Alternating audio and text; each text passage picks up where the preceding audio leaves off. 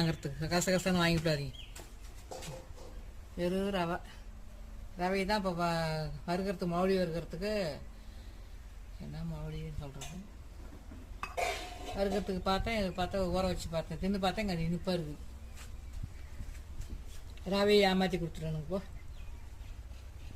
நீ வாங்கல கூட பார்த்து வாங்குங்களாம், மக்களெல்லாம் ஏமாந்து போயிடாதீங்க.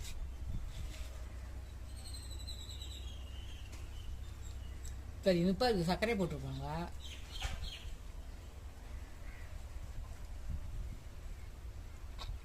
கசகசா இனிப்பாகவே இருக்கும்.